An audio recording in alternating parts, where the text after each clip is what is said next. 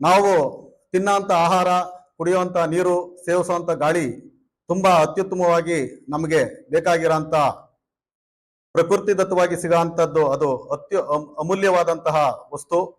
ಅದು ಏನಾಗಿದೆ ಅಂತಂದ್ರೆ ಇವತ್ತು ನಮ್ಗಾಲೆ ಸುಮಾರು ವಾಯು ಮಾಲಿನ್ಯದ ತೊಂದರೆ ಆಗಿದೆ, ಈಗಾಗಲೇ ಅನುಭವಿಸ್ತಾ ಇದ್ದೀವಿ.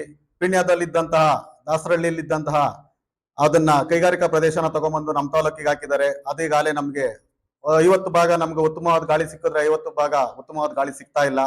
ಇರ್ಲಿ, ಏನು ಮಾಡಕ್ಕಾಗಲ್ಲ. ಅದನ್ನ ನಾವು ಈಗ ಗಿಡ ಮರ ನೆಡೋದ್ರ ಮುಖಾಂತರ ಸ್ವಲ್ಪ ವಾಯುವನ್ನ ನಾವು ಉತ್ತಮವಾಗಿ ಸಿಗುವಂತ ಅಮೂಲ್ಯವಾಗಿ ನಾವು ಮಾಡ್ಕೊಳ್ಳೋ ರೀತಿ ಪ್ರಯತ್ನ ಮಾಡ್ತಾ ಇದ್ದೀವಿ. ತದನಂತರ ಈಗೇನಪ್ಪಾ ಅಂತಂದ್ರೆ, ಈಗ ನಮ್ಗೆ ವೃಷಭಾವತಿ ನೀರು, ಕೊಳಚೆ ನೀರು, ಆ ನೀರು ನಮ್ಮ ತಾಲೂಕಿಗೆ ಯಾವುದೇ ಕಾರಣಕ್ಕೂ ಬೇಕಾಗಿಲ್ಲ.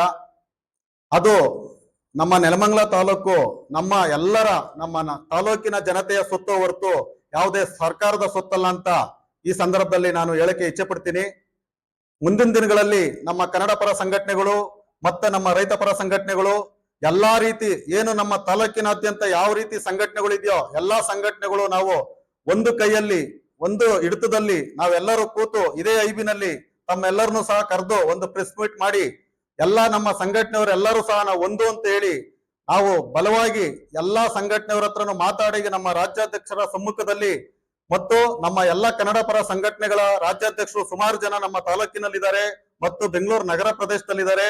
ನನಗೆ ಹಲವಾರು ಕಮ್ಮಿ ಅಂತಂದ್ರು ಎಷ್ಟು ಸಂಘಟನೆ ಇದೆಯೋ 80ರಿಂದ 100 ಪಟ್ಟು ರಾಜ್ಯಾಧ್ಯಕ್ಷರುಗಳು ಎಲ್ಲರೂ ಸಹ ನನಗೆ ಚಿರಪರಿಚಿತರು.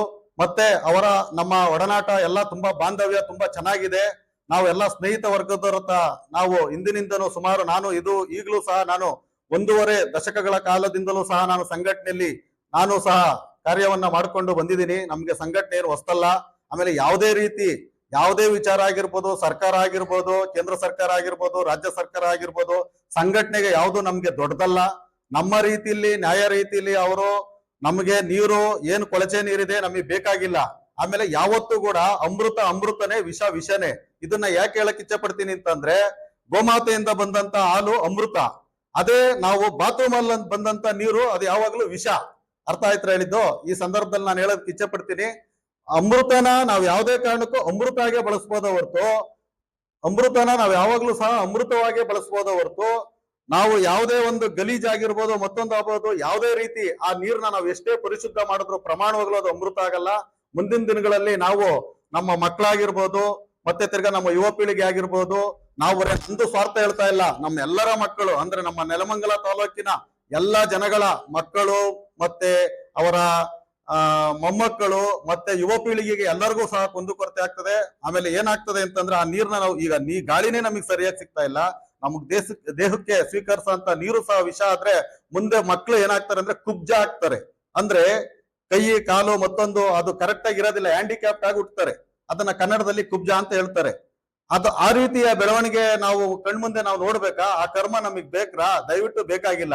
ಹಾಗಾಗಿ ನಾವು ಮುಂದಿನ ದಿನಗಳಲ್ಲಿ ಎಲ್ಲ ನಮ್ಮ ರಾಜ್ಯಾಧ್ಯಕ್ಷರ ಸಹಾಯದೊಂದಿಗೆ ಮತ್ತೆ ನಮ್ಮ ಕನ್ನಡ ಪರ ಎಲ್ಲಾ ಸಂಘಟನೆಗಳ ಸಹಾಯದೊಂದಿಗೆ ಮತ್ತು ರೈತ ಪರ ಸಂಘಟನೆಯ ಸಹಾಯಗಳೊಂದಿಗೆ ನಾವು ಇದರ ಬಗ್ಗೆ ಉಗ್ರವಾದ ಹೋರಾಟವನ್ನ ಮಾಡ್ತೀವಿ. ಯಾವುದೇ ಕಾರಣಕ್ಕೂ ಯಾವುದೇ ಕಾರಣಕ್ಕೂ ನಾವು ವೃಷಭಾವತಿ ನೀರನ್ನ ನೆಲಮಂಗಲಕ್ಕೆ ಬಿಟ್ಕೊಳ್ಳೋದಕ್ಕೆ ನಾವು ಇಷ್ಟಪಡಲ್ಲ.